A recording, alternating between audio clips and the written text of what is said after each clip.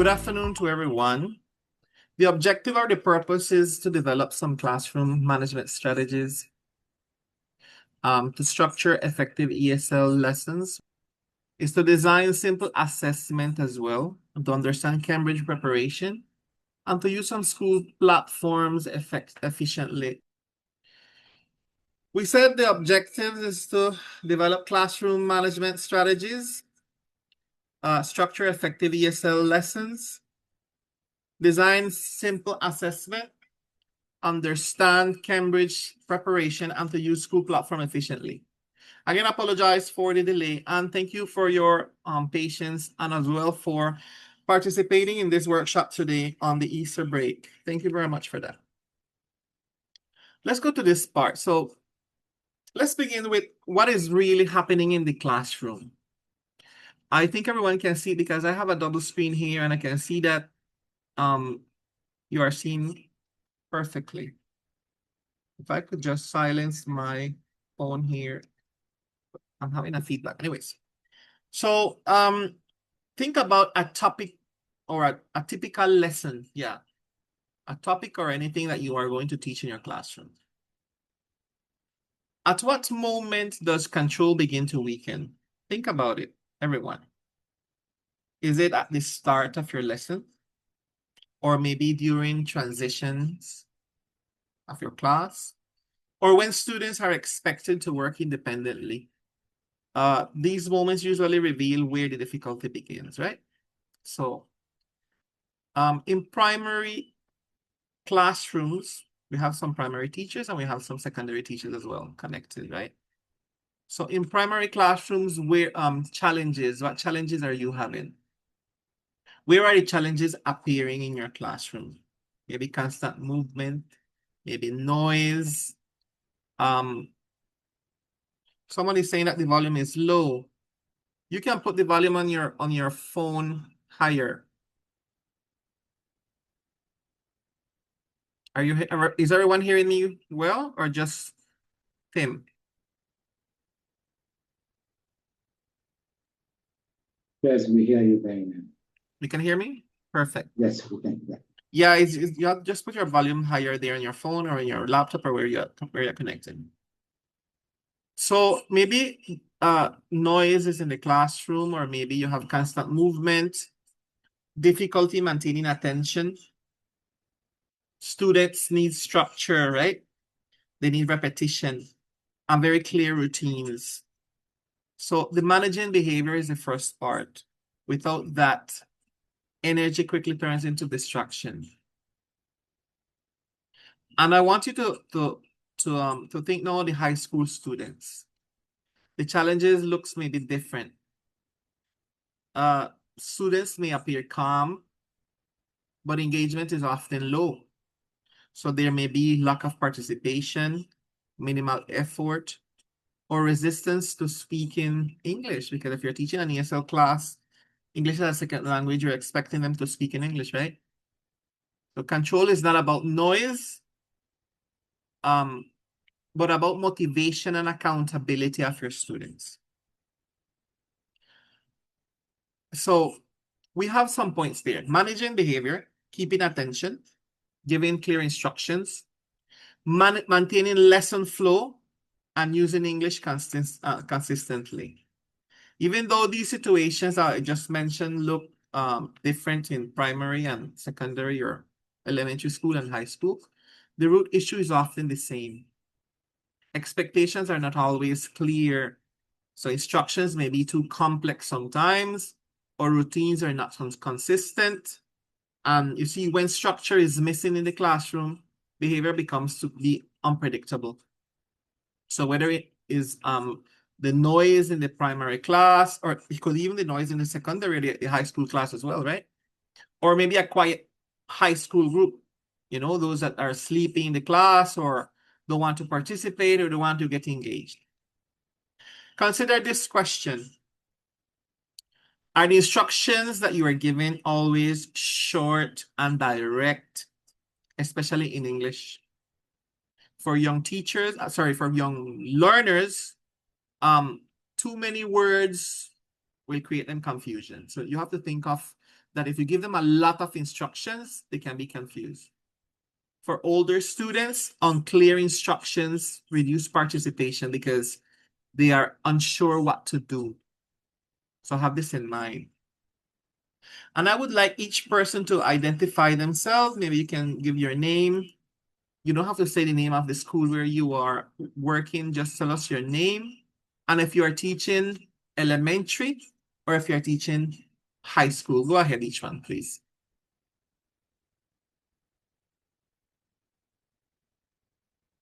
You can open your microphone. You can open your camera if you wish. And just tell us if you're teaching elementary or high school.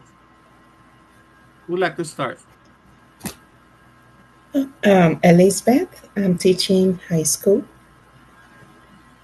Elizabeth, welcome. You're teaching high school. Okay. Who else Yes, is thank you.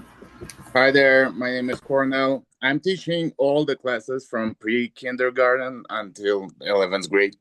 You're teaching kindergarten, elementary, and high school. Welcome. Yep. Who else is with us? Good afternoon. My name is Hendrik, and I am teaching high school. High school. Welcome, Hendrik. Who else? Hello. My name is John. John, I'm teaching primary school. John, primary school. Welcome. Who else? I'm Timothy, and I teach primary. Timothy, teaching primary. Welcome. Do we have anyone else connected? Let's confirm. Teacher Colonel, Teacher Elizabeth, Teacher John. Hello, Yes, who is this? I am Rosabel and I'm principal of a high school and also elementary or primary. Oh, we have Miss Roosevelt as well teaching with us, and she is a principal of a high school. Welcome. So welcome everyone, and let's continue with the second part of what we're doing today. So you were thinking, each one of you, if you're teaching elementary or teaching high school, let's identify what is happening in those particular moments. So first, we have students do not understand the instruction. Second, we have students understand but choose not to follow. After, we have students lose focus quickly. And we have that each of these requires a different strategy, and we will address them today. So I want you to have these concepts in mind, and you can remember what is happening in your classroom. Maybe students are not participating, or they have poor engagement or poor participation. Or maybe you have that students are too busybody or too hyper in your classroom, right? What you are describing is very common across both primary and high school. You can think of all of these, and you said maybe even more. But the good news is that something simple, consistent strategies can transform these situations. So in this next section, we will focus on techniques that create an immediate structure and clarity in your classroom. Before we move into these strategies, it is important to pause a little and rethink. How can we interpret student behavior? Sometimes we say students are just rude, or they don't care, or they're not engaged. But many times, what looks like a misbehavior is actually something deeper than that. So let's have these in mind. And I want us to pay attention to this video. Let me know if you can hear it. Just tell me if you can. I want to click on it and see if it works, hopefully.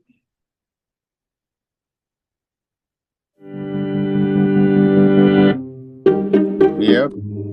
Sometimes misbehavior or inattention isn't what it seems. For many students, it stems from boredom or restlessness, seeking attention from peers, behavioral disorders, or struggling with issues at home. And some misbehavior is just a healthy part of a child's social and emotional development. Here are 6 common classroom management mistakes and what the research suggests you should do instead. A strategy that works for one student may backfire for another. Look for patterns in the behavior that might reveal the underlying reasons, and consider checking in with the student to see if the source of the problem can be identified. In a 2018 study, academic frustration explained student misbehavior 20% of the time.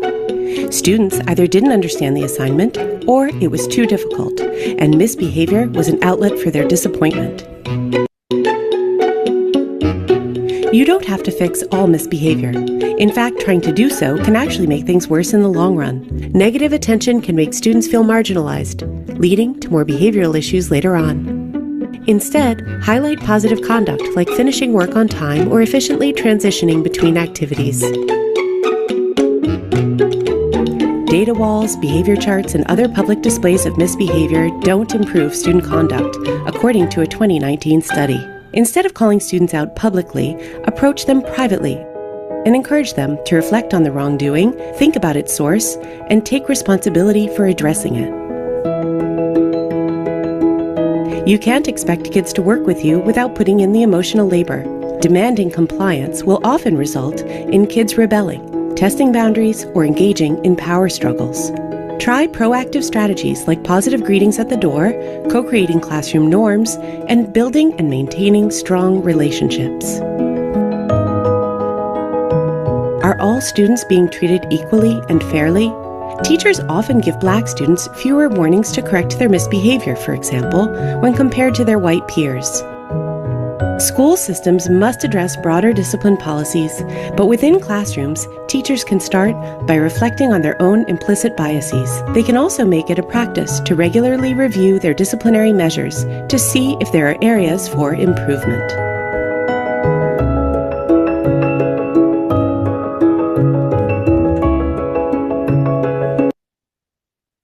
Perfect. So as you watch this video, I want you to focus on one question.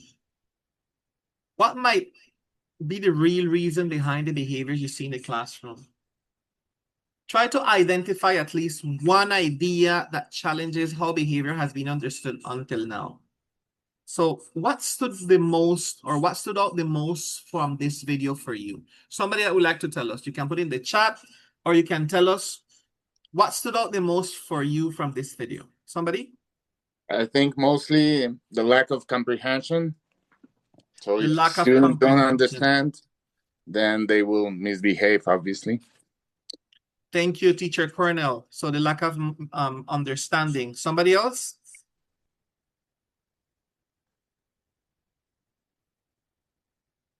Somebody else that would like to tell us what they can, one idea?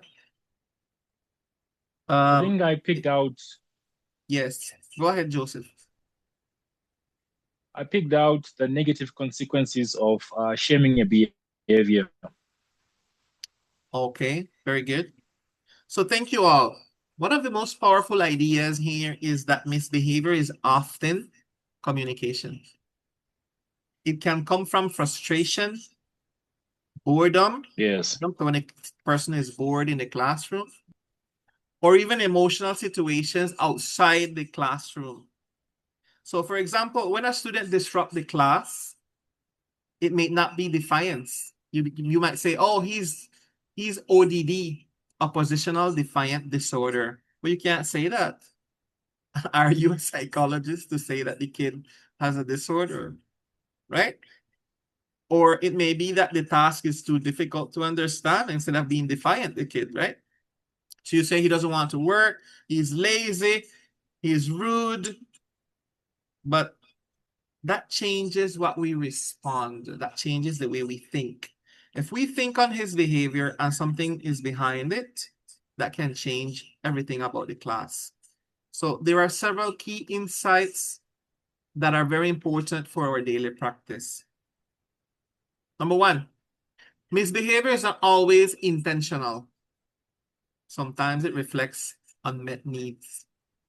So the misbehavior of a kid, we can judge it in his running around. If they're primary students, they're running around, they're busybody, they are going from one seat to the next, they are bothering their classmates, they are throwing papers, they are making a lot of noise, they're standing on top of the chairs. We can say misbehavior, right?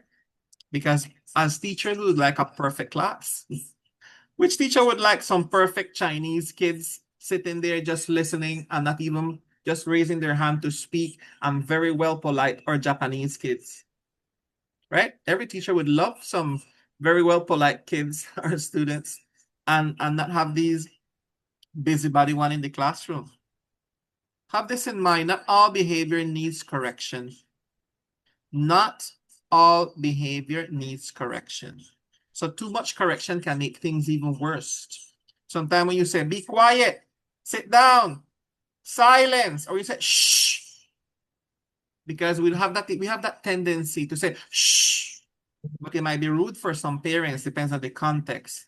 So you can't be hushing them, telling them, shh, or hitting the board, or hitting the desk, or trying to raise your voice higher than the student's voice.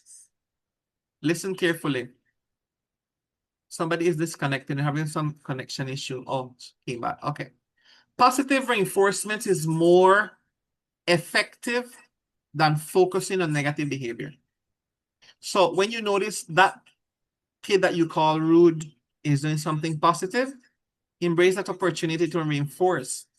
Say, oh, but your book is well organized today. Joseph is back. Public correction, that is something important. Public correction can damage confidence. So when you say, Jimmy, why are you making so much noise today? Or Maria, you are the one in the classroom making all of this behavior. So public correction can damage the kid's confidence. So private conversations are more effective than that. So for example, if you know who is the ringleader, when you find out who is the ringleader, you don't have enough time in your classroom to go to that particular person. For example, if you have 35 students to address in a classroom, or 25, or I don't know, the number you have, 25, 30, 35, sometimes even 40 students to address, you don't have the time in that particular moment of your class to go to that particular student to tell the student something, right? But you can address that students after, sometime during the break, or sometime you can have a moment to sit and talk with your ringleaders, right? That private conversation is more effective. Relationships. Let's think about this. The relationships between you and your students are essential. Students respond better when they feel respected. So if you give them the respect that they deserve, and they are looking for to call attention, because some of them are just trying to call attention, consciously or unconsciously. So if they're trying to call attention and you're giving them that attention and giving them the respect they deserve and they want, that will help build confidence. So in primary, let's think about primary elementary school. Misbehavior often appears as a noise, right? They make a lot of noise or movement. But it may be lack of clarity going on in the classroom. So that energy that is seen, maybe it's not being guided. What I'm saying with this, you see kids are moving around and they have a lot of energy. Have in mind that they eat a lot of sweet.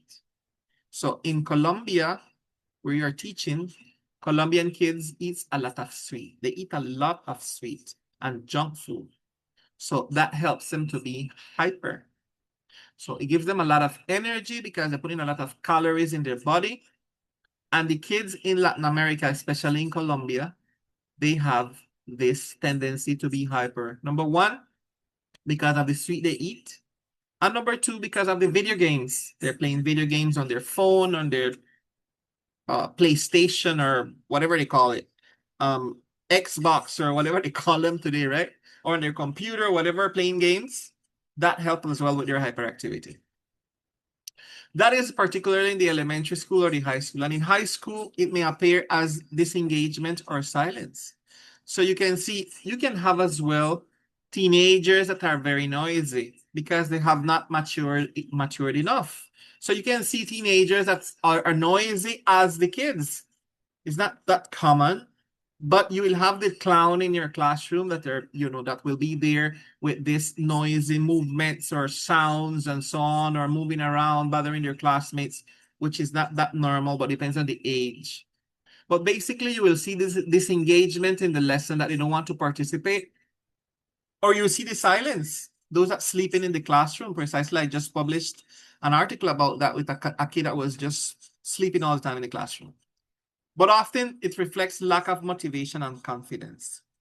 So what I'm saying, I know is not something new for you. You have this clear, right? Because this is what's going on in your classroom. With this other slide, the key management strategies now. What we just observed in the video helps us to understand something important. Misbehavior is not always what it appears to be. So I want you to reflect on this. Very often, it is a response to something deeper, such as a confusion, frustration, boredom, or the need of attention. It could be, I have a feedback, but I don't know why. Anyways, it's like my voice repeating. When we're talking about confusion, it can be confusion in their life, family. They come from a disruptive or a dysfunctional family. It could be confusion because they are in the age of, being teens and have this confusion in life. They are in one of the stages of confusion. Or frustration with the class, frustration with life, frustration with something going on. Boredom. They are commonly bored because the class is too boring and not engaging for them. Or simple need of attention. Maybe the parents are not giving them sufficient attention and they are these absent present parents. And when they are seeing that they are absent present parents in their life, well, they're trying to call attention unconsciously, not that they really want to do it. So I want you to just think that you are not just an ESL teacher or an English teacher. You must think that you are hired to give a positive message to your students, a positive encounter or experience to your students. So if you remember when you were a kid, you can always remember the very bad teacher you had and the very good teacher you had. Every single person. We can remember we're a very good teacher and we're a very bad teacher. The teacher that was there encouraging us, supporting us, helping us, that we consider a mother or a father. Because these kids even spend more time with you as a teacher than with their parents. Have you considered that? They are more time at school than at home. For example, this week they're spending time with their parents, and maybe they're traveling and they're fantastic. But while they're not in this Easter break or vacation time, they're Monday to Friday spending more time with you at the school. So you are their second parent. And they even come more attached to you as a teacher than to their parent because their parents are working out the whole time. And some of them don't even have time for them. Have that in mind. So establish routines is the first one, the first strategy that we're going to mention. In primary classrooms, misbehavior often appears as noise, as we mentioned, right? And constant movement or difficulty staying focused. And at times, this may come from lack of clarity of energy that is not guided. They have this energy and they don't know how to burn it. We mentioned it. So when you have a routine in your classroom, this can help that. Now, this movement that you have in the classroom of these kids can be referred to ADHD, attention hyperactivity disorder, attention deficit hyperactivity disorder when you have the D. Or it could be just the ADD, which is attention deficit disorder. Now, you can't really say that the kids you have when I'm saying kids, is teenagers and children. Preschool, elementary, and high school. You can't say the ones you have might be ADD students, ADHD students, or ODD, oppositional defiant students. You don't know which disorder they have. They can have a cognitive disorder. They can have a behavior disorder. They can have a learning disorder. You don't know. Because, of course, you're not a psychologist to know exactly how to diagnose this of these students. And sometimes in your classroom, you have to deal as well with special needs, cognitive impair, and different types of special needs. When I'm talking about cognitive impair, I'm talking about, for example, one of the syndromes, maybe Down syndrome, one of those type of students. By law now in Colombia, you have the inclusion law that you have to receive these students in your classroom, and that is something that is very difficult for many teachers, I know, because you're not prepared to deal with these type of students in your classroom, and it's a challenge for many of you to deal with them. Now, if you think, or if you consider, my kids are very hyper, they could be ADHD, but they're not diagnosed. If you go and tell your coordinator or the child's parents, I think your child is ADHD or he has ADHD, they are not going to like it, because they don't want to brand their kid in something particular. Because every disorder, parent might think it like a sickness. They might say, my kid is ADHD and he's medicated, you know, because they give them medication to regulate his hyperactivity, and they really don't want to get to that point or that limitation. Or if you say the kid is hyper, it doesn't sound too good for the teachers. Sorry, for the parents. So we have to be careful with how we say these type of things in the classroom, or to who we say it, right? Because parents don't want you to brand their kids saying, my kid is an ADHD diagnosed, or he's a this, or he's a that. Have that in mind. But you can see the symptoms. So these students are not choosing to be disruptive. They don't choose it. They may be struggling with sustaining attention. They can't control the impulses, for example, or they can't remain still for a long period of time. They have attention span. They can't focus, especially in the preschool students. Teacher Colonel knows about what I'm talking about. He's teaching from preschool right up. And these kids, their attention is very limited. So how can I go and talk to a preschool kid? Today we are going to learn about present simple. And we are going to learn the verb to be. Repeat after me. I am. You are. He is. She is. It is. And the kids from the preschool repeating the verb to be. Do you think that's something really engaging and meaningful for preschool students? Of course not, right? So we can't really teach grammar to preschool students because it's not a significant learning. It's not something meaningful. It's not a meaningful learning for them. Because kids learn by what? By doing, by seeing and doing. These kids from the preschool, they need to have action. So you have different types of learners, and you have to have that in mind as well. This is a lot of information I'm giving. However, I hope you can take note.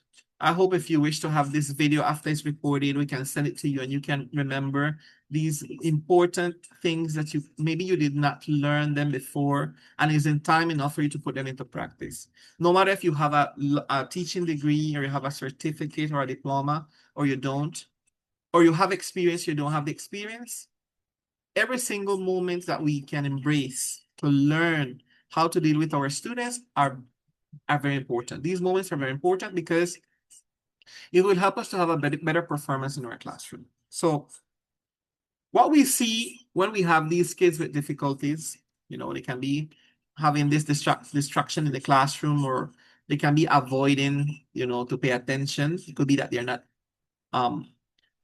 paying attention because they're not engaged enough, right? And unfortunately, as teachers, we are babysitters. Yes, we are babysitters. So just how the flight attendants of a plane, they are waitress and waiters. Yeah, flight attendants, they are waitress and waiters of plane, basically. And teachers are babysitters, unfortunately. So you're not just there to go and teach ESL and you're gone. No, you are a babysitter as well. And you have more to a babysitting than to teaching a language or to teaching a subject in a classroom. And you have to have that in mind. You are babysitting 25 students in a classroom, 1 hour and a half, or the time of the whatever the school is telling you, if it's 90-minute session or 45-minute session or whatever, you are babysitting the students in that precise moment, right? That moment. Now, that is in the elementary. What about the high school? The high school looks different in some situation. Instead of noise, we often see silence, as we mentioned before, disengagement, lack of participation, And this can be linked to attention difficulties as well, but also to low confidence. So fear of making mistakes is one of the most important things. So they are afraid of committing mistake because they're going to laugh at them, or they are going to, bullying them. And a student who does not really participate doesn't mean that he's not really, not that he's not interested or he's uninterested in the lesson, but it could be that he's afraid of making mistake, or it could be that the student may not feel capable or may not fully understand what is expected for him to do in the classroom. So when you are teaching grammar, for example, many teachers really don't like to teach grammar, or some like to teach grammar, too much grammar. And both are important. You have to teach grammar because if they are going to work on tests, Cambridge tests, for example, or some international tests, you need to teach grammar. Grammar is important. And you have books to follow, curriculum to follow, and so on. So in this sense of both elementary and high school, first we want to think of establishing routines. When routines are clear, many behavioral problems disappear before they begin. You need to have a specific routine of your classroom setting. Students know exactly what to do when they enter the classroom, when they start an activity, or when you enter the classroom. Because if it's the case that you have one classroom for yourself and students come to you, that is fantastic.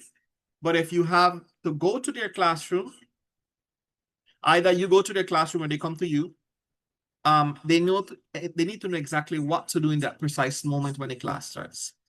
So when they start an activity and when they finish the activity, they need to know exactly.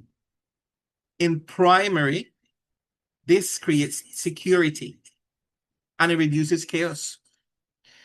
These kids many of them, they don't have really control in their life. For example, they don't have no structure. They come from, some of them from disruptive or dysfunctional families where mother is working out the whole day, maybe father is working out the whole day. They come from home, from work. They say, do you have any homework? Yes, no, okay, great. Let me see. Oh, okay, good. You finish your homework, excellent. And they don't even have time to talk to these kids. Or some may be overprotective parents, that they are there on top of them all the time and even helping them with their homework, or even doing the homework for them, and not even allowing them to dress themselves. We're talking about kids, not to dress themselves. They don't shower themselves. They don't put on their own clothes. They can't even feed themselves. Big kids, and you see parents still feeding them. You have this going on a lot in Colombia, right? And there are princess and prince for many of the parents in Colombia. So the little kids, they are mi princesa, mi príncipe. My princess, my prince. And they have that mentality and want them to grow up in that mentality. And a princess and a prince, they don't even dress themselves. They have who to shower for them. I mean, shower, yeah. Who to help them shower, who to help them dressing, who to help them feeding or eating, right? And they have this mentality that they are princess and prince, and the kids, they can't do anything for themselves. So if you go and tell this parent with that concept that his kid, or is a ADHD or disruptive kid or busybody kid, or he's not this or he's that, a negative connotation of the kid, they're not going to like it, right? And then you are going to be the problem, not the kid. Have that in mind. You have to just know how to deal with not just what is happening in your classroom, but how to deal with the situation and how to report the situation as well. Now, in high school, it creates structure. What we were saying, establish routines. It creates structure. And it saves a lot of time. When you have the structure of your lesson plan and all of that, the students, they are unsure. They become distracted when you don't have this lesson plan. So clarity at every stage is essential. Have this in mind. In the second part, we have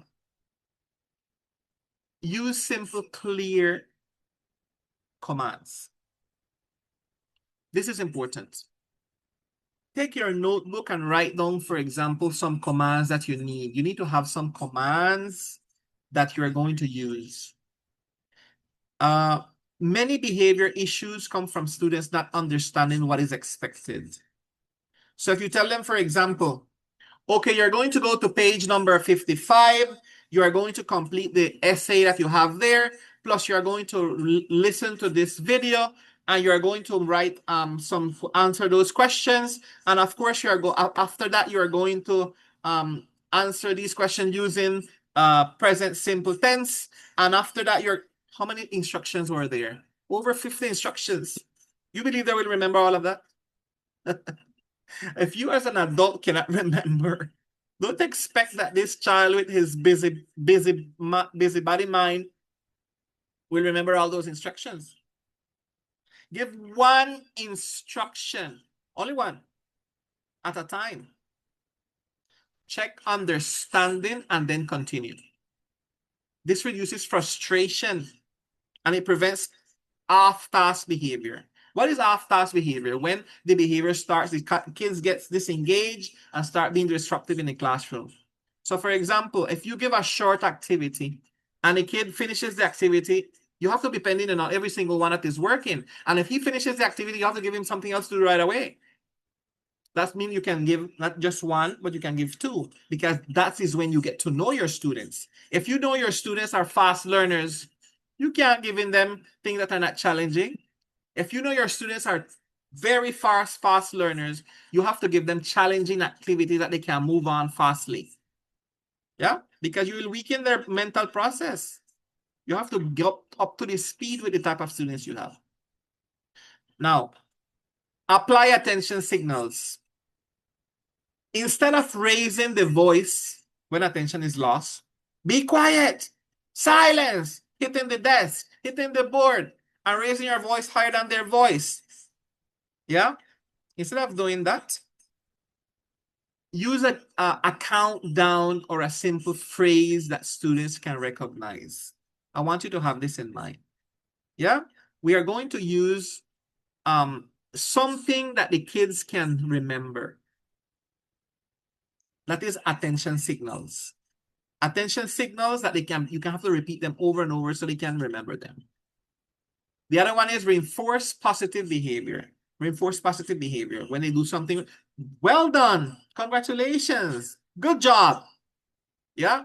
And you have those words that you use constantly in your classroom. Stay consistent and calm. You can't lose your temper.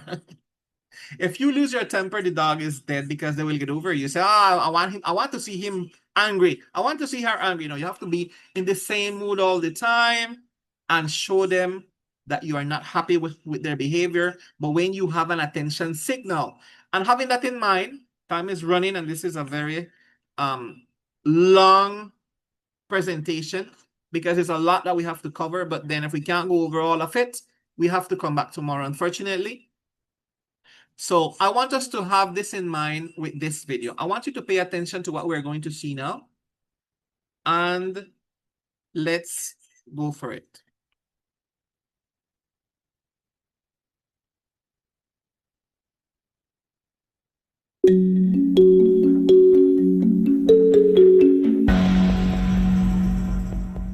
An attention signal is a visual and/or auditory cue to gain student attention. Without an effective attention signal, transitions won't go smoothly. It's time to get started. Choose a location in your classroom where you will regularly give the attention signal. Thank you. Good job, guys. Class, may I have your attention, please? Choose a cue that's both visual and auditory. 1, 2, 3, eyes on me. This teacher uses an attention signal that engages students. Guys. What does that mean when I give that signal? Joey? It means to listen. Excellent, very good. Let's practice it, okay? You guys talk to each other for a few minutes until I give the signal. Go ahead. She makes sure to teach the signal to students, and she has them practice. Good job, guys. You just earned an extra sticker towards our 10 minutes of free time at the end of the day. If we get 30, you'll get the computer time. Give rewards and reinforcement when the students respond to the attention signal. And when students don't respond, give a mild consequence. Not me!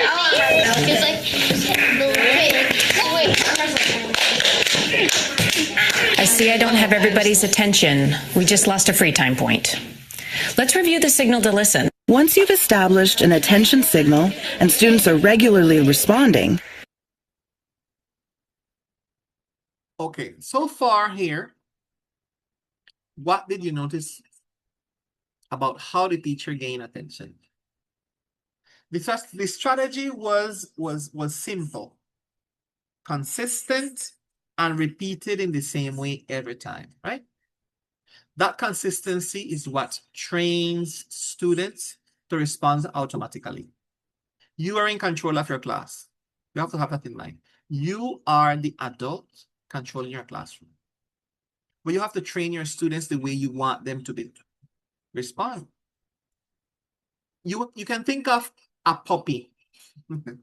And it might sound weird, but this is something real. You have a puppy and you want to train this puppy to go to the, to use the bathroom or to walk it, when it should, where should it does its necessity, if it go out of the street, the time it's going to eat food, the time it's going to drink water, things like that. And you have to do it constantly over and over and over. It's the same thing when a person is learning a language. Repetition is clue. You have to repeat. When you say, repeat after me, it's the same thing with the behavior.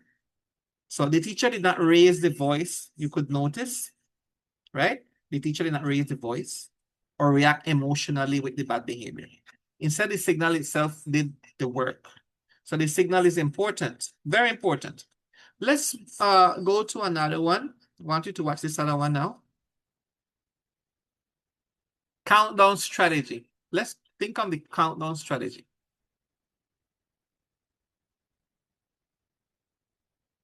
Three, and you never got to three. I mean, you've never got to three, otherwise you wouldn't be here today, right? Like if you get to three, you don't make it, right? So anyways, so innately, there's something about a countdown that just sort of like drives us. We start doing stuff when there's a countdown. It's weird, right? Sorry. So you're back at it again with another teaching tips video. Now today I'm going to talk about something that has worked in the minds of children from the dawn of time. Today we're talking about the countdown. Okay, so we know the countdown. We've got it from an early age. You know, when you were young and you're running around outside and your mom said, time to come in, and you're like, no, and she's like, okay, 1, 2, and you're like, oh, what happens when she gets to 3? And you never got to 3. I mean, you've never got to 3, otherwise you wouldn't be here today, right? Like if you get to 3, you don't make it, right? So anyways, so innately, there's something about a countdown that just sort of like drives us. We start doing stuff when there's a countdown. It's weird, right? So you can actually use it sort of like in teaching too, but there's no consequence for getting to 3, like, with mom. But anyways, you can actually use it with teaching too. So what I do is anytime I give a great direction, and I'm plugging another video I did about giving good directions, after you give your great direction and you narrate, see what I did there? I have another video about narrating too. But you count down. So here I'm going to give you a quick example. All right, time is up. The timer went off. It's time to put our whiteboards and markers away. What happened there now? Sorry about 3, and you never got the video about narrating too. But by the time I get to 0, let's see who can do it. All right, 10, markers, whiteboards away. 9, 8, 7, markers, whiteboards, put them away. 6, we're putting our whiteboards in our desks. 5, we're putting the cap on our markers, hearing that snap sound. 5, 4, almost there. 3, ooh, green table's already done. 2, 1, and 0. Let me check who has all their stuff put away. See what I did there? I counted down. When you give a countdown, it gives them a goal to reach. right? Just like when you were young and trying to get back before mom got to 3, except for we are incentivizing when they get to 0. Maybe you give them a table point if that's your system.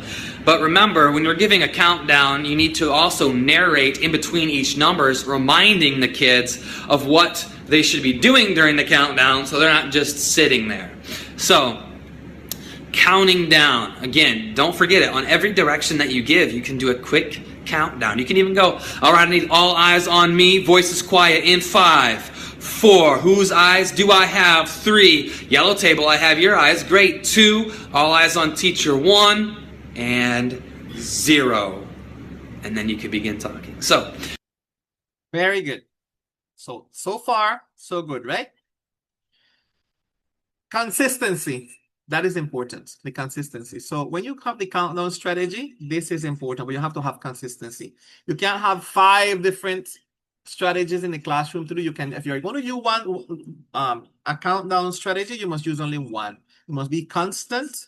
You must repeat it over and over. So if the teacher always uses the same countdown and follows through, students begin to respond faster each time.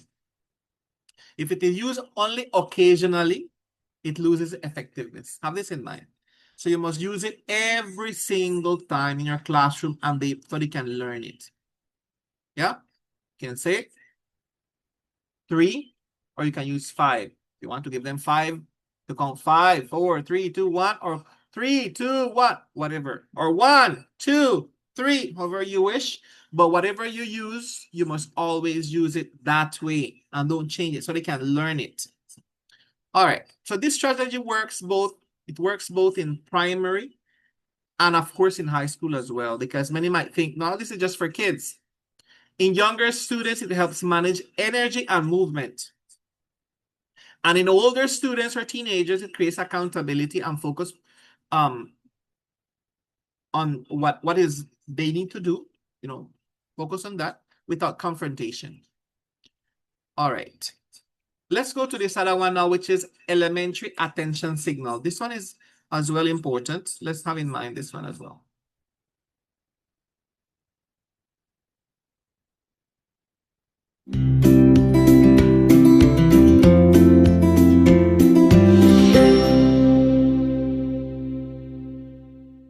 So an attention signal is just whatever strategy you use whenever you need the whole class's attention all at once, when they need to stop what they're doing and you want the focus to be on you. So what's going to be really important this year is that we get down our attention signal. And here's how it goes. When I say class, you say yes. So I say class and you say yes. So I say class? Yes. So however I say class is how you say yes. Usually you want the attention signal. It's something verbal that I say, and then the whole class responds with whatever attention signal it is. Class. Yes. Class. Yes. Class, class. Yes. Class. Yes. Classy, class, class. Yes. Yes. I like having an attention signal because it's a non-abrasive kind of fun game-like way to get the whole class to stop what they're doing and look at me. The students like the attention signal because it's kind of a game-like way for them to stop what they're doing. So I try to make it fun and do some variations with my voice and stuff, and then they it's their goal to respond the way that I want them to. Show me how you're going to do it. I say class, you say yes. So it's kind of everyone's dependent on each other to stop and do it real loud in the correct way.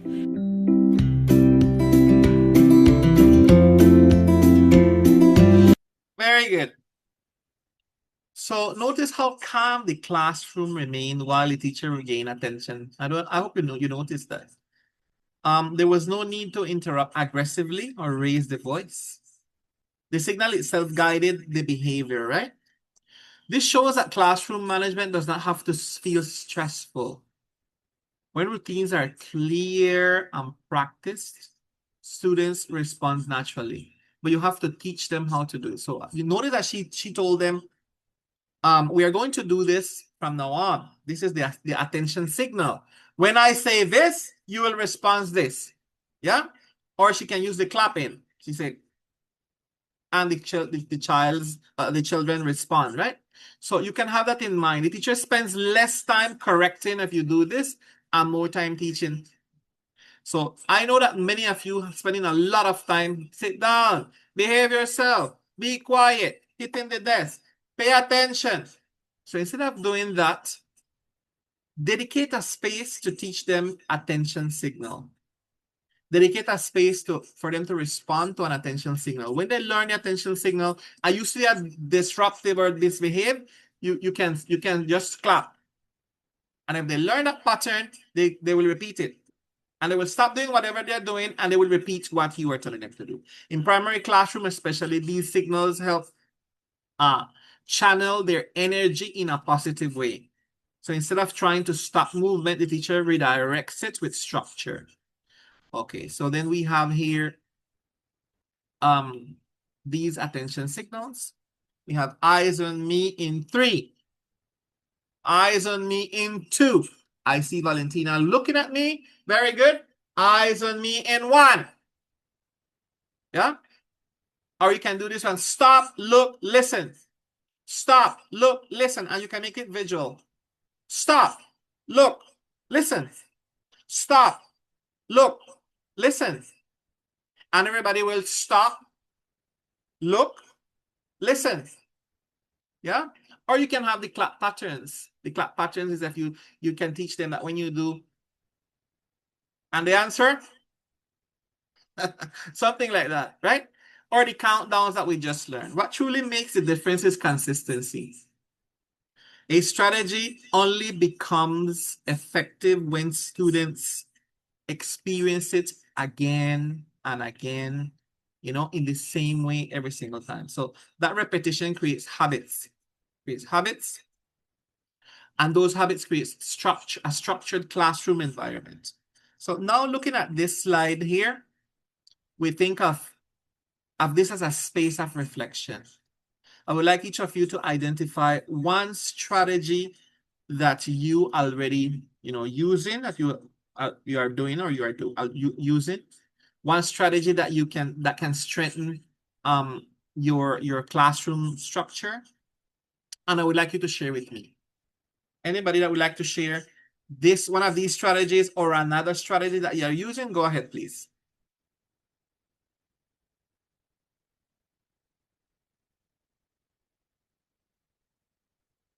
Somebody? Go ahead, Tim. Yes, the first one works for me, but it is like eyes on me, and they have to repeat eyes on you. So whenever I say eyes on me, the instruction was, if I say eyes on me, you have to stop whatever you're doing and you look at me, and then you repeat eyes on you. So the first one works for me, basically. Thank you very much, Tim. Thank you very much. Someone else would like to share? Every now and then I use countdowns. Cornell. Yes. Oh, go ahead, Elizabeth. Who's that? Rosabelle? Yeah, Elizabeth. Elizabeth, go ahead, Elizabeth. The clap patterns works for me. Like when I say 1, 2, 3, they respond by saying 4, 5, 6. 1, 2, 3, 4, 5, 6. That way I get their attention. And they calm down in the classroom. Yeah. Excellent, Elizabeth. Somebody else would like to share?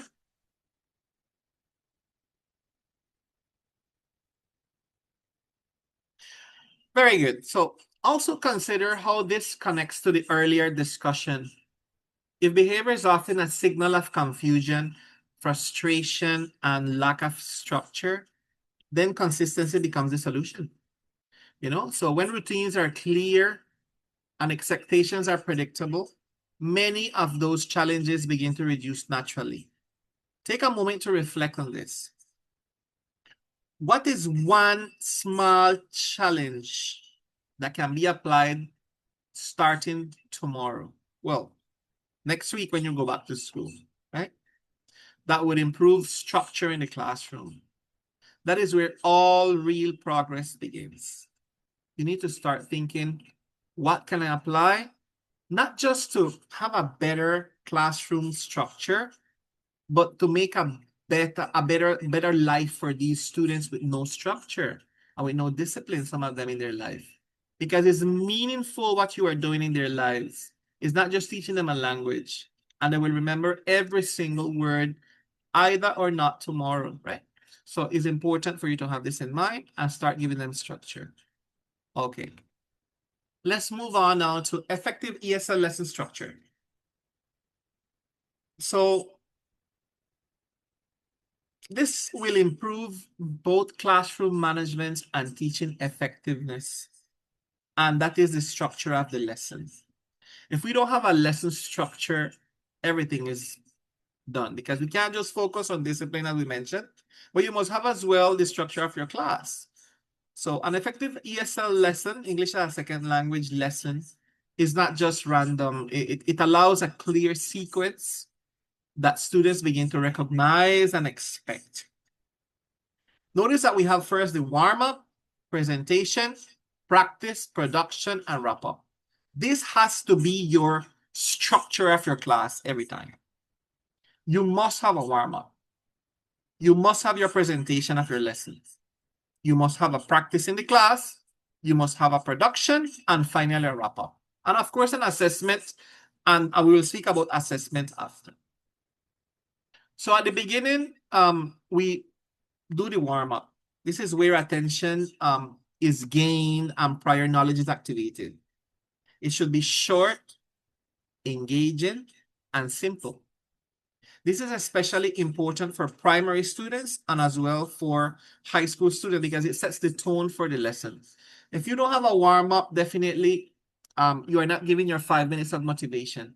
That first 5 minutes of motivation is important in your classroom. Is when you arrive to your class, you capture their attention, and you give a motivation for them to know that they're going to have a fantastic 90 minutes class or 45 minutes class or whatever amount of minutes you're going to have in your class or your session. Then we move after that warm-up. We'll go into specify each one in particular. But then we move from the warm-up to the presentation stage. This is where new language is introduced. And here is where you show visual examples or modeling of what you want them to learn. Yeah. And you avoid a lot of explanation in this part. This is where students understand better when they see and they hear the language in a context. That is the presentation. The next is the practice. This is controlled work, where students repeat, they match, they complete, an activity or so on. And this builds the confidence because they start, practicing what they learned so far. Then we move on to the production. And then this is a free use of the language. This is where students use the language more freely, like speaking, like short writing or role playing or whatever. And finally, we have the wrap-up. This is often forgotten in many, many teachers' classrooms, because normally you finish the class and you're gone. And you didn't dedicate the time to say, oh, today we learned this and we did this. Next class we will do this. You don't take the time to wrap up your class or give a summary of what is done, right? So, again, structure creates control. When students know what to expect in your class, behavior improves naturally. If they see that you're a structured teacher and you came prepared to your lesson and not improvising, they'll know it right away. We have elementary students, not with you guys here present, but with all our teachers over the country, that telling us, for example, elementary students from 3rd, 4th, 5th grade, or even 2nd graders, saying, the teacher didn't teach me anything, telling their parents. Oh, Mama, I didn't learn anything. Or Mama, he was on his phone the whole time. They talk and they say, if you're on your phone, if you are preparing your lessons from ChatGPT, it happens. Teachers go into the classroom with a ChatGPT and looking into the ChatGPT to give the lesson. Or teachers not following a curriculum. Yeah, that is happening. Or improvising the class. So the first part, as we mentioned, is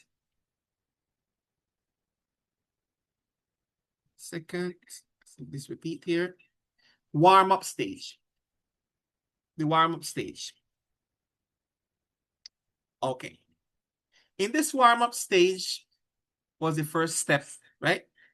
This one is the most important part of the lesson because it sets the tone from the beginning and is where students will engage here, where you give the structure of what is going to happen, and then the rest will flow naturally and smoothly. So if they are not, if there is no warm-up stage, then everything will be in a total chaos. So if you just jump in and open your book in the page 55, yeah, students will be disrupted, papers on the floor, the desk in a mess, some have the uniform out, some still jumping around, playing this, that, and you just start right away. Be quiet. Okay, we're going to start now. Open your book. And you jump into a book. I mean, you didn't even say good morning.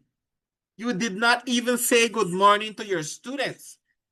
Your engagement moment is important. That where you engage in your students in your class. So that warm-up stage is engage your students, activate prior knowledge, and use games, questions, or visual aid. The purpose of the warm-up is very simple, my friends. To engage your students, to activate prior knowledge, and to what? To use games, questions, visuals, or whatever in the class. This stage should be short, focused, and interactive. It's not about teaching new content yet. It's not telling the students today we are going to teach present perfect.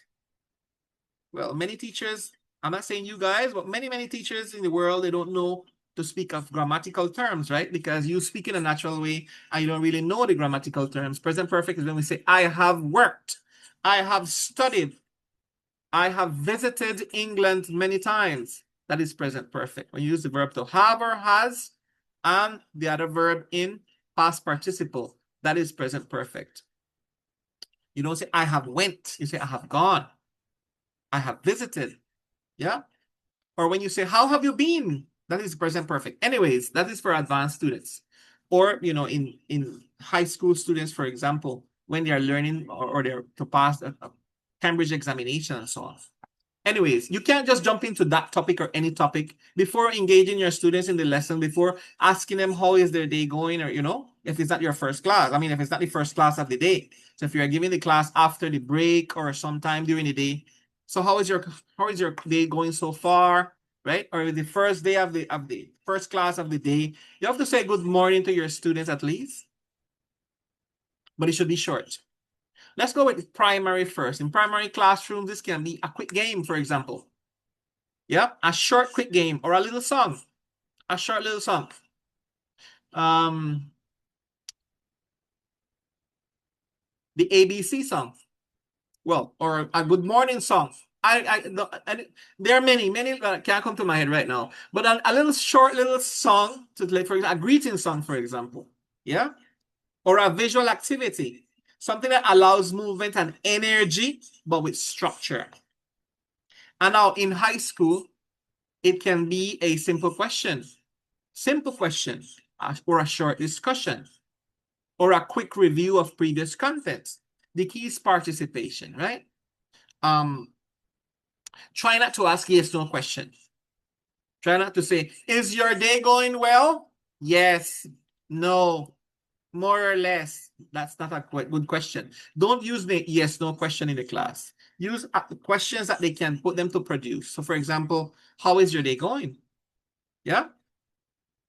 Or are you having if you're saying, are you having a fantastic day? They will say yes, no, maybe, or tell them to do something. Or who would like to tell us about what we did last class? Yeah? Or what did you do on the weekend? If it's on Monday. So you arrive on the Monday, who would like to share with us what they did on the weekend? Oh, I went to the beach. Oh, I was traveling.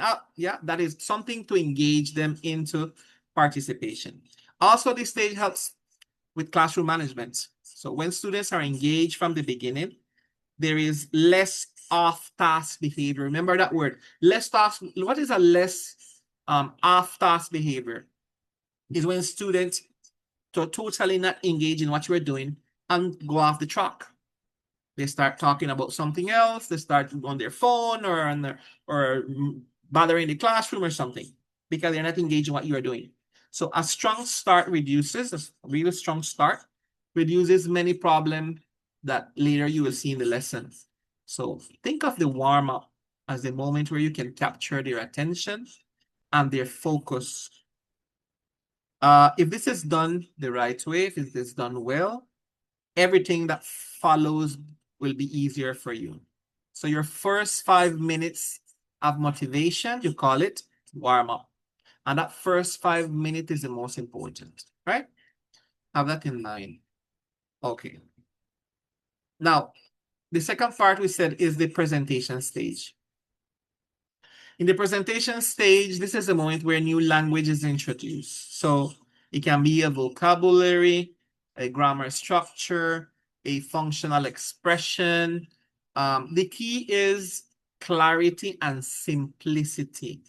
So students should understand what the language means and how it's used before they're asked to practice it. You can't just put them to practice something if you don't teach them how to do it, right? So if it's an ESL lesson or English lesson, especially with young learners or children, long explanations do not work well. Remember, they are learning the language. If it's not a bilingual school, you have to use visual tools. So you have to use a PowerPoint presentation. You have to use something, a short video. You have to use examples, right? For example, there are many short videos that you can use. If you have books to follow and programs to follow, just use what you have. Because normally in the Cambridge books, you have CDs, you have videos, you have different activities to follow in the book and the program. So just use it. Use gestures. Body language is important. You can't just speak with your language, your accent and your language. Remember that each one of us have a different accent. That is something important. When we are teaching English as a second language, you have American accent. And in American accent, you have a lot. People from Florida, people from Texas, people from New York, people from here, people from there. Different American accent. Canadian accent. Australian accent. South African accent. Or African accent, if you have different African accent from Ghana, accent from Nigeria, accent from Kenya, so many from African countries, right? Or the Caribbean accent. For example, my accent. If it's a person who speaks trilingual, like people from the Caribbean, when we speak Creole, plus English, plus Spanish, some of the countries and so on, is a different accent. And we have the influence from the Creole. We speak Creole, and some of us speak Patois from Jamaica. And so it's a different accent totally. So no matter what accent you are using, or the British accent, or if you have a mixture, because when you have a mixture, some of the countries were colonized by British, but then you have some other languages. You have the Tree, you have the Ga, you have the Swahili, you have so many dialects and languages in African countries or territories. And then your English will have that influence from those dialects and those languages. But you have to try and neutralize your accent to one of the most important accents, which is American British accent. One of those two. American or British. Those are the predominant accents in the world. And you can't bring in your accent. I can't teach children to say boy. I have to teach them to say boy. Because boy is in Creole. In Creole, or the accent of the Caribbean, we don't say boy, we say boy. We don't say girl, we say gyal. The gyal. Yeah? So I can't, Joseph is laughing. I can't go and tell them the boy and the gyal. No, you have to neutralize your accent and tell them boy instead of boy and girl instead of gyal. Because you're not teaching them Creole, or you're not teaching them Swahili, or you're not teaching them Ga or Tree, or so many languages and dialects that you speak, people from Africa. Have this in mind. You need to neutralize your accent and practice more your listening with videos, guys, people from Africa. Why is it important? Because you are teaching English as a second language to people that are accustomed to England or America. United States, well, America is the whole continent. United States or the UK. Two predominant accents. The British accent which is the one that doesn't pronounce the ER at the end. It turns into a ah. So in the British accent, you don't say mother, you say mother. You don't say father, you say father. You don't say sister, you say sister. So you can't go and say it in a way that is not British. You have to try and neutralize your accent because it'll be difficult. Although many of your countries have English as a first language, you have to notice and recognize that you have the influence of the dialects and of the other languages in your country. And you need to neutralize your accent, which is important. Have this in mind. So you have to model the language clearly. Say it, repeat it, and have students repeat it as well. And if they are accustomed to have, if you know that they had a Colombian teacher before you, and the Colombian teacher was teaching them American accent, then you have to tell them, okay, and you have to give them the difference. In American accent, we say mother. And in British accent, we say mother. And I am going to teach you British accent. So from now, instead of saying mother, we are going to say mother. And if some of you want to say mother, it's fine. It's not wrong. But in our accent, in British accent, we say mother. Why this is important? Because students will go home and students will say, many of the parents speak English. They're professionals and they learn English and they have the kids in bilingual school or they have them learning English. And the kid goes home and the kid says, Mama, today the teacher told me not to say water. He said water. I said, what? What are you saying, teacher?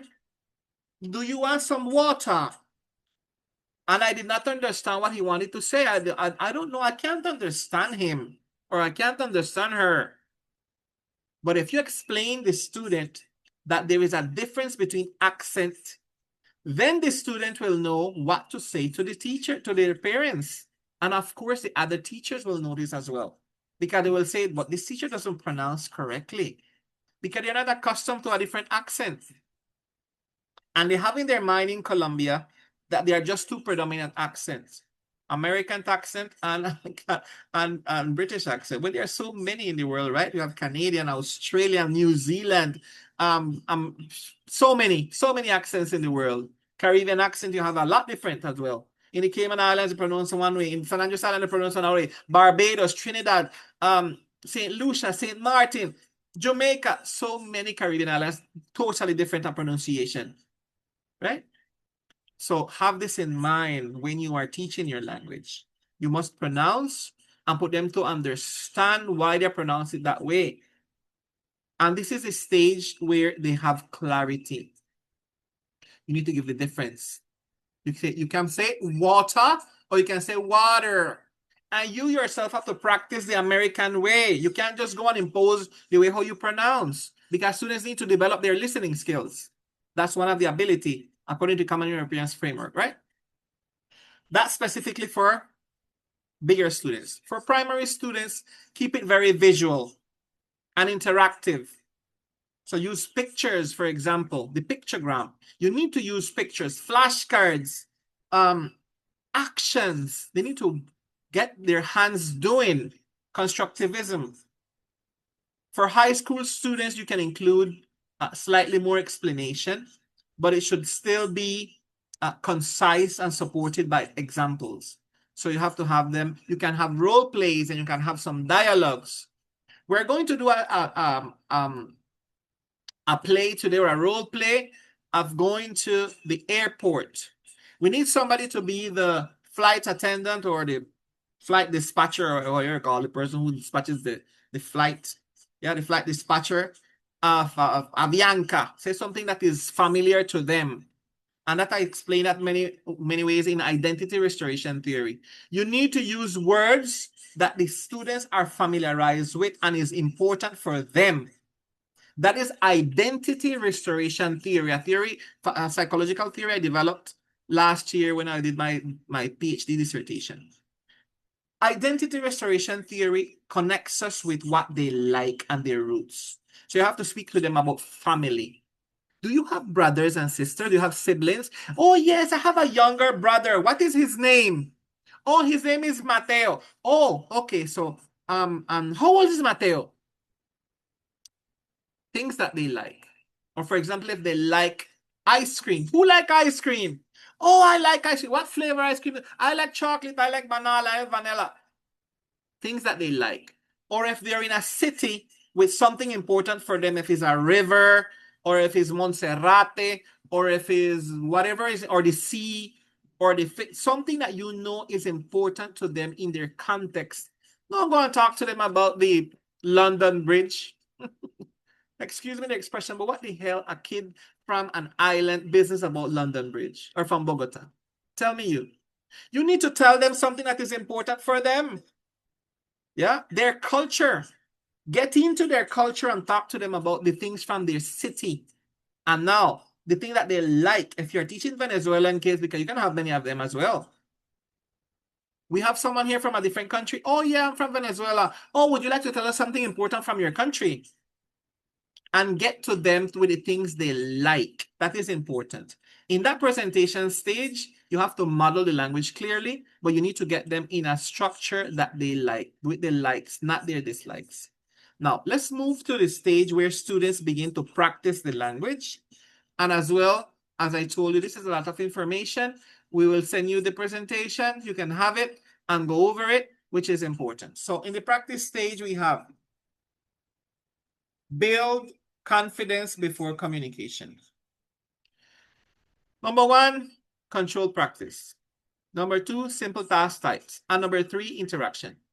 So this is where students begin to work with the new language in a controlled and structured way. When they see that you are a structured teacher, listen up. If you are the disorganized teacher that throw your bags on the floor, they will notice it. Or you have papers all over, or you notice the classroom is a total chaos, and you don't put them to pick up the papers off the floor. Please straighten your desk. Please organize your uniform. Young man, please go outside and straighten your shirt, tuck in your shirt, and come back to class.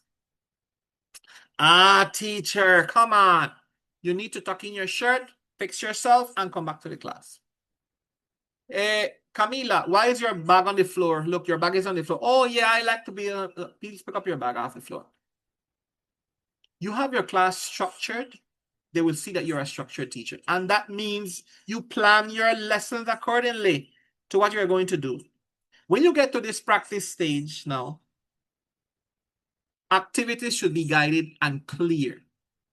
Yeah, for example, matching exercises. For example, filling in the blanks. For example, repetitions, drills. For example, short pair activities with a clear model. For example, you're going to have pairs and you're going to get in pairs and you're going to do this and this. Yeah. One is going to be the salesperson in a store, and the other one is going to be the customer, and we're going to buy shoes. An example. To learn colors and to learn clothing. Yeah.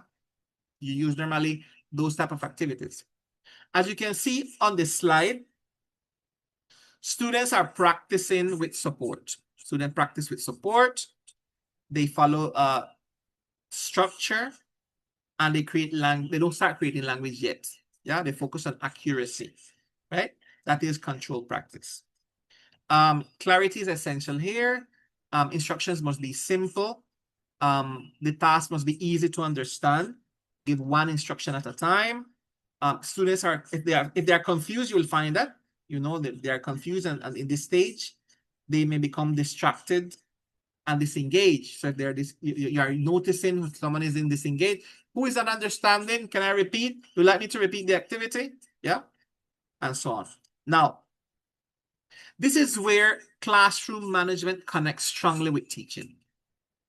A well-structured activity in your class will keep your students focused and reduce behavior issues tremendously.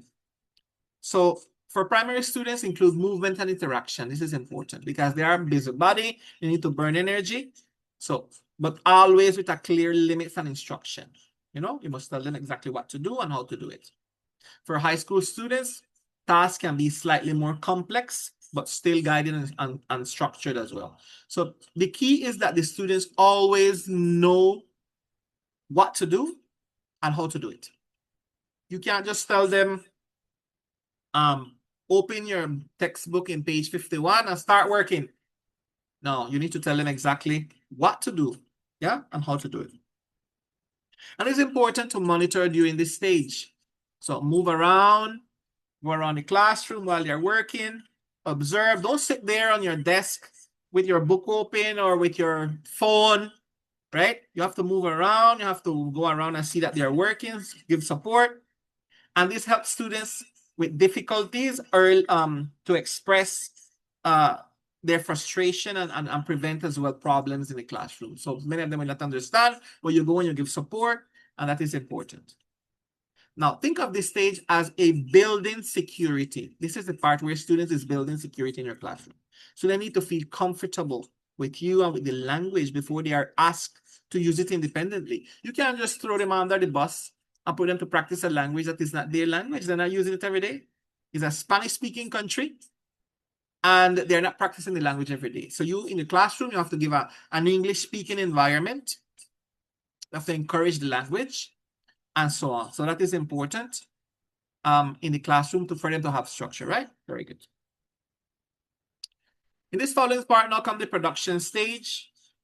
And here we have communicative task, role play, speaking, writing, and encouraging creativity. So this is where students begin to use the language more freely and independently. The goal here is communication. Remember, you have 4 abilities of the language to develop according to the Common European Framework. Remember, you have speaking, listening, writing, and reading.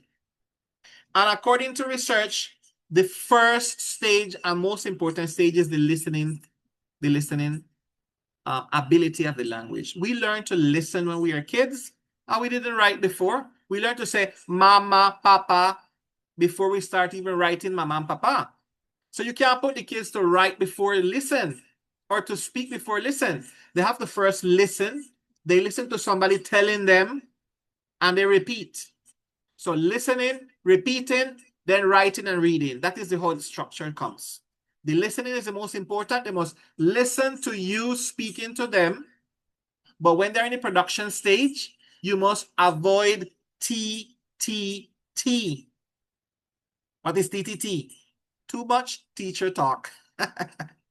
You must avoid too much teacher talk. TTT. In the production stage, you can't just be talking and talking and talking. Allow them to do it. You already had your 5 minutes engagement or warm up. You already had your presentation of the topic, told them what to do. They're in the practice now, in the production stage where they have to do it themselves. So in this stage now, you just stay back and give them the chance for them to be themselves. So role plays, short conversations, describing a picture. We're going to watch this picture and we're going to see, you can see here, they are doing an action. An action is going on. And when this action is going on, we use ing. ing. In Spanish, that would be ando, endo. Washing, lavando. Sometimes you can bring in some little Spanish if you know it, right? Just now and then for them to have clarity. Yeah? Ando, endo means ing. Washing, dancing, jumping, sleeping, cooking, driving. You can see an action is going on. And while an action is going on, we put the ing to it. But that ing needs to come with the verb to be. I am driving. I am speaking. I am, and then you show it, I'm going showing on your presentation or the board or the flashcard or whatever, right? The girl is singing. The boy is eating. The child is dancing or whatever. Yeah? And that is when you are giving your presentation.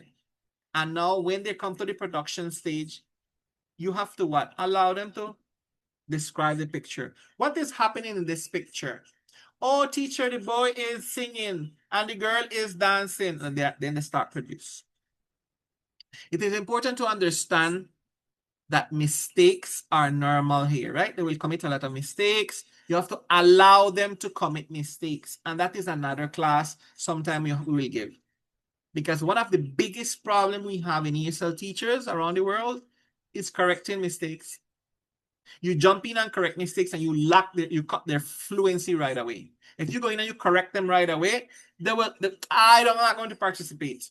No, the teacher shaming me in front of my whole class and everybody's laughing. So you have to tell the whole classroom, it's normal to commit mistakes. God is the only one who is perfect. All of us commit mistakes. I commit mistakes as a teacher as well. All of us commit mistakes. We are not perfect. So it's normal to commit mistakes. We are not going to laugh. We're going to have a fun class.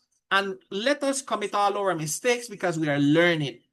That is important because they will be laughing at one another and that will cut their fluency. Now, for primary students, you must keep the task simple. Simple and engaging. The biggest problem we have in our elementary schools is that the teachers want to give a lot of activities in one session. And students in elementary, they have attention span. The attention is limited. So you must give one activity at a time. And you must have 10 activities, 20 activities planned in case they finish one, you have the other one right away. Have that in mind. So you must have some short, simple tasks, engaging, using visual and real context, for example. And for high school students, tasks can be more meaningful communication, such as expressing opinions and discussion. You can have a round table about discussion ideas, especially if they're bilingual, right? Bilingual schools, but still within a clear structure, for example. This stage is essential, and especially for Cambridge preparation. So many of the schools we work with, they are Cambridge schools or they have Cambridge preparation. They are keen, all the schools in Columbia, they're keen to get this Cambridge preparation. They want to have these Cambridge testing at the end of the school year and so on, because exams require students to use the language and not just recognize it. So speaking and writing tasks should be included regularly. Speaking and what? And writing. You have to put students to speak in the class and to write regularly, not just when Cambridge exam is coming on. If they are, if they know how to speak properly, or at least they're learning how to do it and put them constantly to it and write, when the Cambridge exam comes, it will be really easy for them to do it.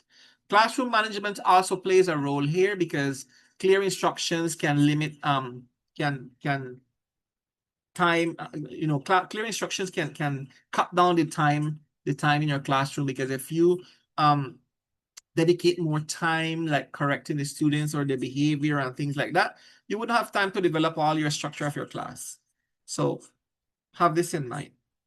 Now let's remember the effective ESL lesson structure that we mentioned. We have a warm-up, presentation, practice, production, and wrap-up. You must always remember to have your warm-up as your 5 minutes of motivation. This is where attention is captured and the lesson begins with energy and focus. Then we move to what? We move to the presentation stage, where the new language is introduced clearly through example, through visuals and modeling. This is where understanding begins. And after that comes the practice stage, where students work with the language in a controlled way. So this builds confidence and helps them to feel secure before using the language more independently. Now, from there we move to the production stage, where students begin to use the language more freely. And this is where communication happens, and where students start to take ownership of what they have learned. Finally, we come to the wrap-up stage. This is one that is overlooked. Many teachers really don't do it, but it's very important as well, because in the wrap-up is where the lesson is closed with clarity. This is where the teacher can review what the key language, they check the understanding and reinforce everything after what happened in the class. You can say, oh, today we learned about going to the cinema, and we use the ing, so the present progressive, we call it present progressive, and we use I'm going to, or whatever topic you manage in the classroom that day, right? The wrap-up also supports classroom management, because when a lesson ends in an organized way, Students leave with a sense of structure and continuity, which positively impact the next class. They know that the class has a structure. My teacher always comes in and greet us. We have a warm-up, we have a presentation, we have a practice, we have a production, and we have a wrap-up. Yeah, and we always been assessed during the whole time. That is the next thing. You have to have an assessment in your class. The assessment is very important. Assessment is very, very important, because if you don't assess what you are doing, then how can you know how they are performing, or how the student can know the goals or the rubrics or what to follow? So you have formative and you have summative assessment. So assessment in formative section or a formative assessment is when the class is managed around, for example, things that is happening inside the class. When you check, for example, the participation, oh, Johnny participated, Johnny raised his hand, you know, he's working in the class, things like that. First, it's important to understand then the difference between formative and summative. That is important. Formative is when assessment happens during the lesson. It is ongoing. It includes observing the student behavior and so on. If the student is asking questions, participating, checking understanding, yeah, that is happening inside the class. And some summative assessment happens at the end. For example, if you make a test, if you have a test with them, a final test, or a bimestral test, or even at the end of the lesson, a test or whatever, right? Both are important, but formative assessment is what guides daily teaching. So the formative assessment happens every single day. You can't just have one grade of grading everything that you do during the whole week. No. You must constantly assess the student, if the student participation and engagement and all of that. And also you must have in mind that the assessment will always align with the objective. So you must have an objective of your class. And if the objective is speaking, then the student should be assessed through speaking. So if you say today we are working on speaking and that is the objective can be the purpose of this lesson is to have students at the end of the class to speak about their daily routines, for example. So if the objective of the class is to speak about daily routine, that is speaking. And if you want it to be speaking and writing, you have to write it in your objective. The purpose of these lessons is to speak about daily routines, or to speak and write about my daily routines. Third, keep it simple. Keep the task simple, especially in ESL. When you are working with young learners or children, assessment should not be complex. Short, clear task that can give more accurate information about student understanding. When tasks are too complicated, it becomes difficult to know the problem, you know? So you must make it simple. Finally, use observation. So observation and checklists. Not all assessment needs to be formal. Watching students during activities, for example, listening how they speak, yeah, checking how they complete a task provides valuable information. Now, something important, if you have 25 students in your class, you have them sitting in the same place every time. Make a chart, a little chart on a piece of paper, and you put some boxes. So if you have this line, if you have 5 in this line, put 5 boxes. Another 5 line, put 5 boxes. Another line, 5 boxes. And you have the boxes draw on a piece of paper where the children are sitting, and you put there their names in the boxes. And look on your chart. Guillermo, Maria, Juan Carlos, Andrea. You know exactly where the child is sitting. When I'm saying child, I'm talking teenagers and children. You know exactly who is who and where the person is sitting. Do that. Put the little boxes, write their names, and you know exactly. You look on the box, look on the line, and you follow it. I did it for many years when I worked as a teacher in schools. All right. Let's move on to this follow-up part. Speaking assessment. You need to vocabulary use, need to have vocabulary use, fluency in the class, pronunciation, and short sentences. And then here comes back again. So when you are assessing speaking, it's important to keep it simple and clear. Remember, you have a different accent. They're normal. If it's American, Canadian, British, whatever accent you have, you must make it clear for them to understand. You can't speak fast. You must speak to them using your body language. And you must speak to them like if they were deaf and dumb. For them to look at your lips. Can you please repeat after me? You must speak for them to look at your lips. Talking. They are learning a language. For example, you are learning Spanish. Would you like somebody to speak very fast to you when you're learning the language? No. You look on the lips and you read and you can say, oh, slowly, please. So put yourself in that context. They're learning English. They're learning English. You have to speak to them slowly as well. The way how you want them to learn. For them to speak to you when you're learning Spanish. So first, you have to use the vocabulary used in the class when you're assessing speaking. You can't just jump in and put in all different words there. No. Students should be able to use the words that they have learned. Just the words they have learned when you're assessing speaking.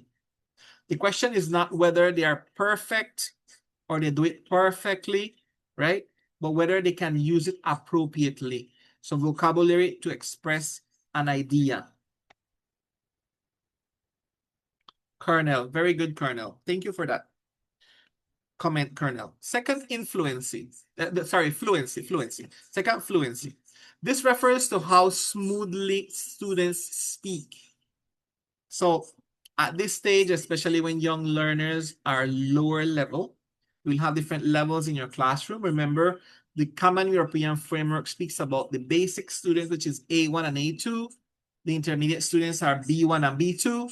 And the advanced students are C1 and C2. Yeah, you must always pause, right?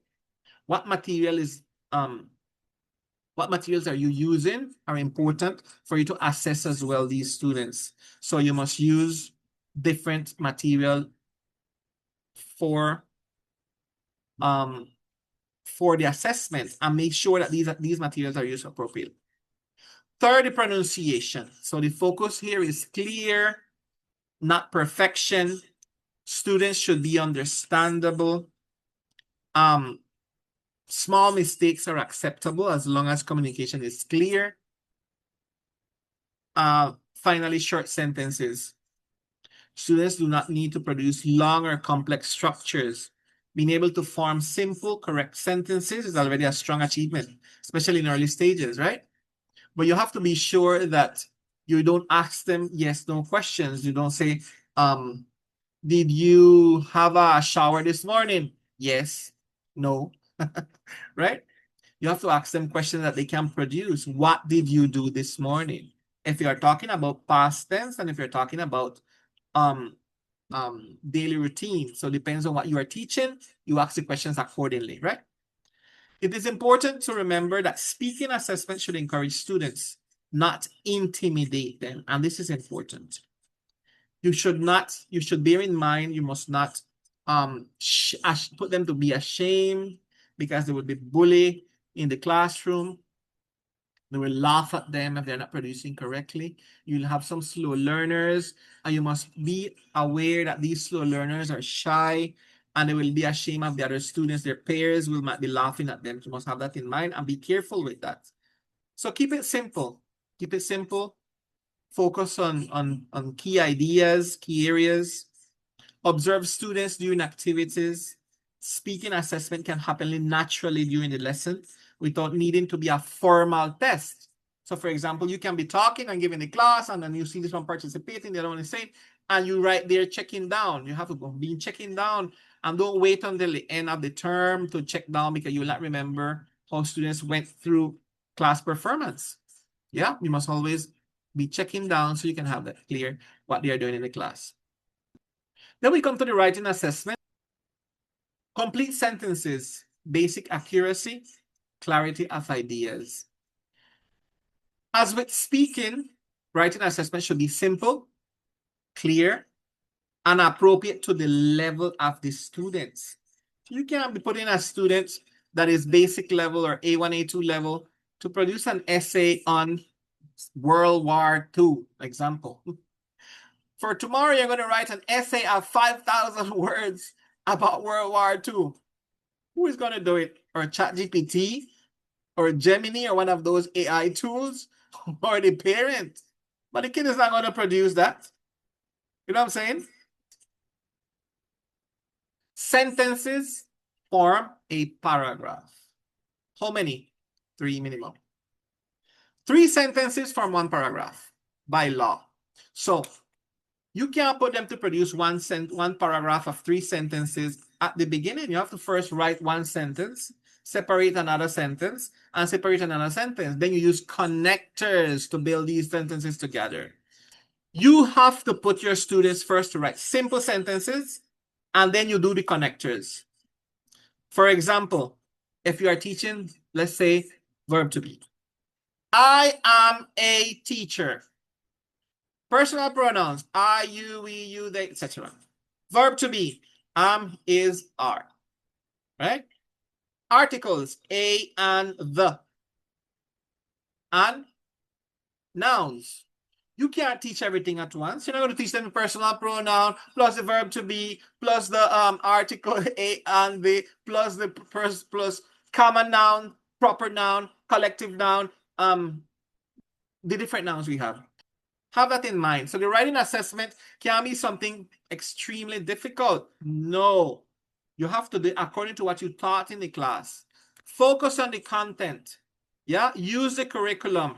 And students will be able to produce their ideas or express their ideas in the right way.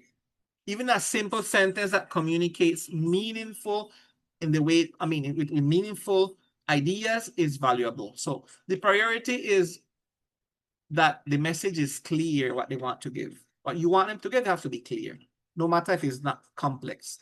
Second, look at sentence structure. Students should be able to form basic sentences. Yeah? Like the verb, like the person, then the verb. A verb is not alone. You can't say work in Foster's supermarket. Who? Where is the person? You have to teach them the structure. Yeah? So a person with the verb. He works in Foster's supermarket, whatever. But you have to follow the program or the curriculum, right? To get to that point. Students should be able to form basic sentences, and these do not need to be complex, but they should follow a simple and understandable pattern, right? When they learn patterns, they will be able to produce more. Third, consider accuracy. This includes basic grammar, spelling, word order. So at early stages, mistakes are expected for these type of students. So the focus should be on whether the sentence is mostly correct and understandable. It is also important to provide support when is needed. So you will notice that they struggle, you give the support. Sentence starters, word banks, models. Yeah, the models are very important. So for example, you say, look at this sentence. We're going to write a short paragraph about our daily routine. And we're going to use this paragraph as an example. John wakes up at 5 a.m.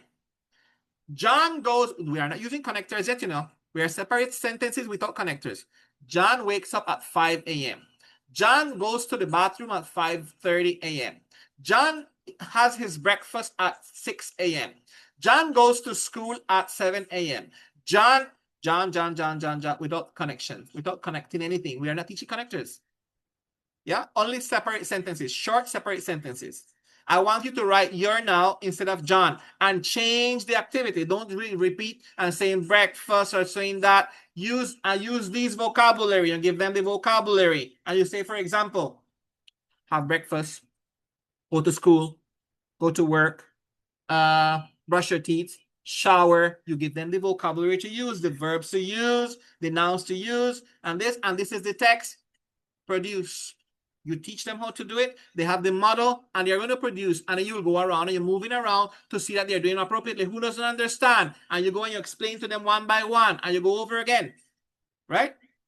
But the writing assessment doesn't have to be a formal examination saying as exam, bimestral exam or final exam. Or no, you have to go in assessing your students for them to produce and showing results. Yeah, and that is called the writing assessment. All right. Now the Cambridge preparation to end this session. The Cambridge preparation should focus on skills, reading, writing, listening, and speaking. Use simple task types. Integrate exam tasks into lessons. So what you need to do, those that preparing students for Cambridge, 4th graders, 5th graders, or high school students or whatever, Cambridge exam focus on these main skills that you have there, right? This means that lessons should include opportunities for students to practice all of the skills. Students should read in the class. Students should write in the class. Students should listen in the class. And students should speak in the class. You can't be talking all the time like what I'm doing now. I'm giving a presentation and I'm the one doing all the talking. But in your class, you can't be doing this type of presentation. If I'm giving a master class to my 289 university students or college students preparing in their master's degree or their doctoral program, it's different. Because I have students from all over the world and I'm giving a conference or a master's class to students that are just listening and taking notes or maybe recording. But in this case, when you are there with your students in your classroom, forget that you're not talking to adults. Okay. Few talks and production. Few talks and production. You give your presentation after your warm-up, your presentation, and put them to produce. And your presentation has to do according to the objective of the day. So if you're going to do speaking, have role play about speaking. Yeah. So prepare your lessons as well according to the curriculum of the school. For primary students, Cambridge preparation should feel like a part of the lesson, not like a test. So activities should be interactive, should be visual, should be engaging. Now, for high school students, it's different. So tasks are more structured and more complex because these students are learning the language. They're coming from a bilingual context. If students are in high school doing Cambridge examination, it's because they have a good production. Well, the skills to communicate, the necessary skills to communicate. Some of them can be basic level of A2, or it can be an intermediate level of B1 going up to a C1 level. And you must follow the curriculum that when they get to the Cambridge examination, they can pass these PET, KET, MET, and whatever name they have in the Cambridge testing correctly, right? And at least get a good grade.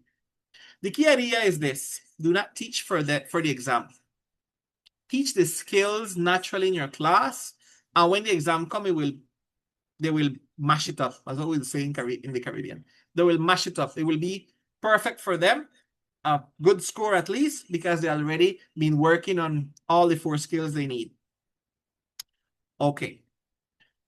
And sample Cambridge task, we have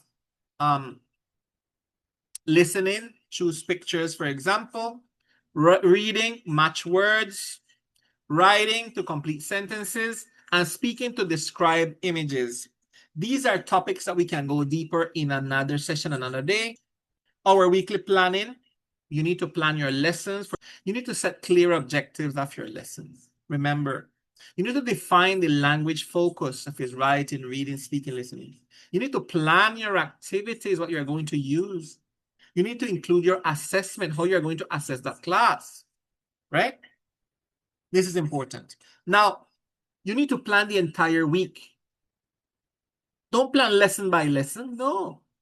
Sit down on a Sunday evening, Saturday evening, whatever you wish, and plan for the whole week, Monday to Friday, what you're going to do. So, across the days, each lesson should follow the structure we discussed. Yeah, from the warm-up to the end of the class. But the level of difficulty can gradually increase.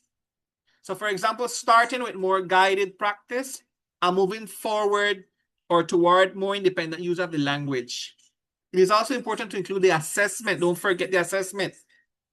These are not to be formal. It does not have to be formal. Remember that you can have a simple observation. You can have a short task.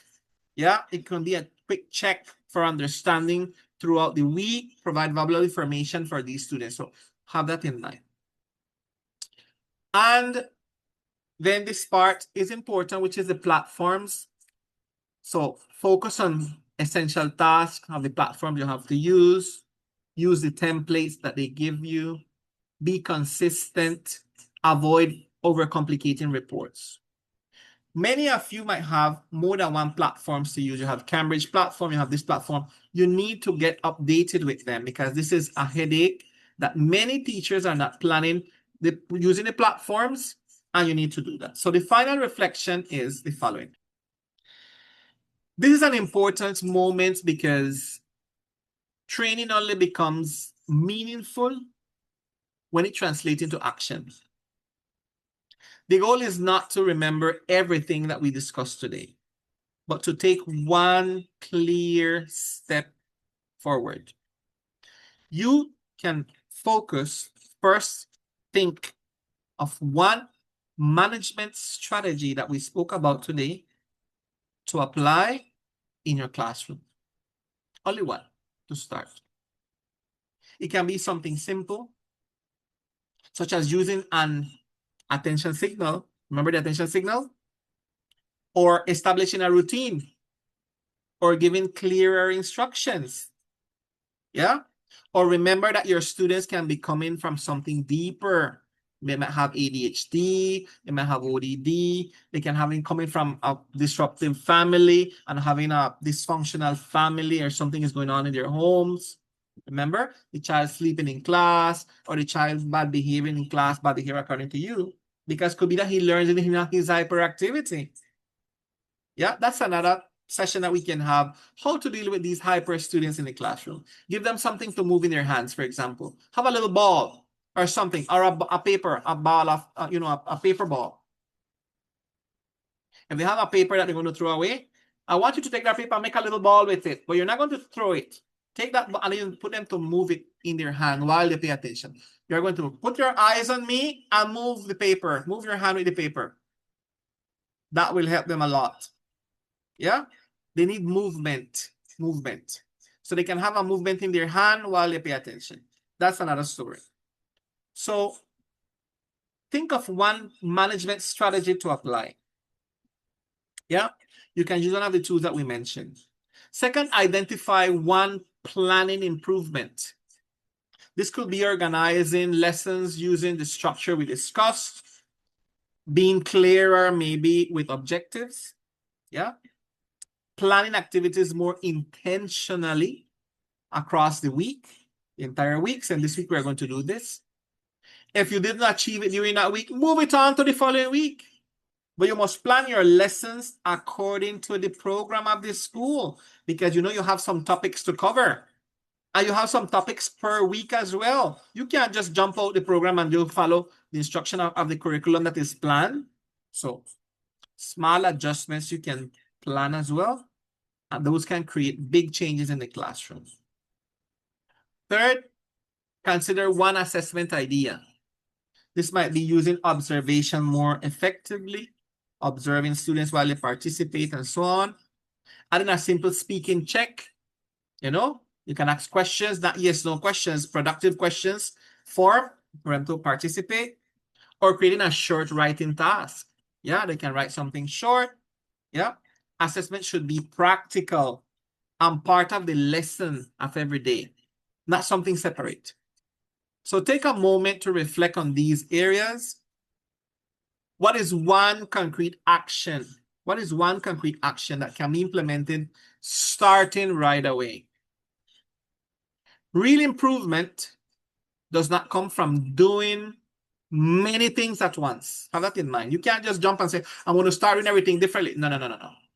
It comes from applying one idea consistently and building it from there, that they can see the difference. Start using classroom management techniques.